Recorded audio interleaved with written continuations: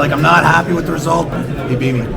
So why did Devon not use the King's move against Gennady Kvikvinia? This might be a question that a lot of people have, especially people who are beginners to the sport who might not understand the complexities of different technical positions. But Devon is known for having very strong pronation, thumb-based pronation, outside, open top roll, and King's move.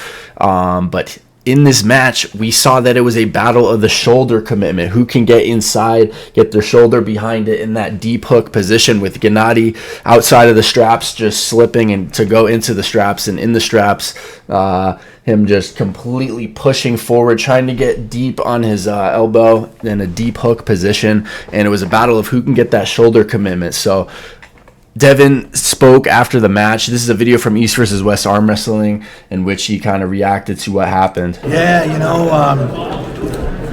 good match. I'm happy with the result. Like, I'm not happy with the result, but we both were fighting, and in the end, he beat me. So, what do you think he changed? Because in some rounds you were looking extremely dominant, extremely comfortable. That match was the flop wrist press is a powerful move. That shoulder commitment is a powerful part of the game, and when someone has a flop, it kind of negates a lot of the outside options. So you have to go in and match with the shoulder.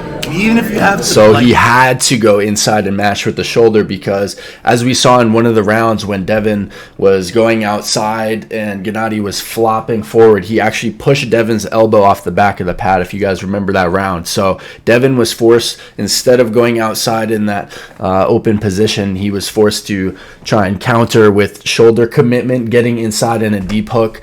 And we saw that Gennady's endurance was very significant, him being able to outlast Devon. And even in the last round, when Devon fouled, he had Devon redlining in the deep hook position, and he was about to pull through him, and then Devon elbow fouled, and then on the restart, Gennady just went right through in the last round in that press. So I was very impressed by Gennady's performance.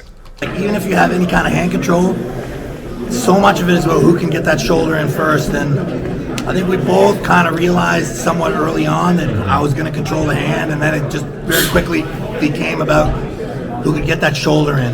And he's a very strong man. Let's go home. This match actually makes me question how Devon would do against Jerry Carteret. We've seen him beat Jerry Carteret where he was going in that deep position, which I was honestly in that same position against Gennady there. But I'm wondering, Jerry is similar in that he's super strong on the inside like Gennady. So it makes me curious thinking about a match between Devon and Jerry at some point.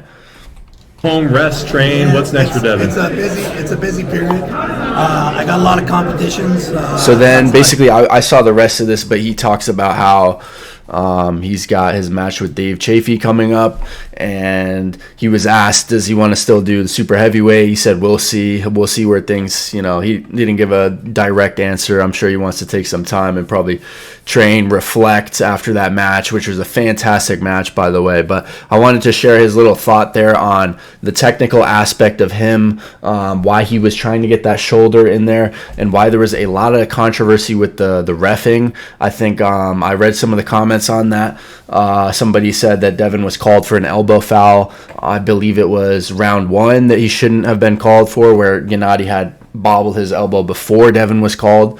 And then also people just saying that Gennady's shoulders weren't squared in some of the later rounds. Those were the main criticisms that I've heard in the comments. It seems to be split between some people who think the reffing was good and they weren't letting Devon cheat, and other people were saying that the reffing was rigged and Devon was, kind of rigged with the reffing. So kind of controversial moment there, on top of the whole West team just getting demolished. But let me know what you guys think about this whole event.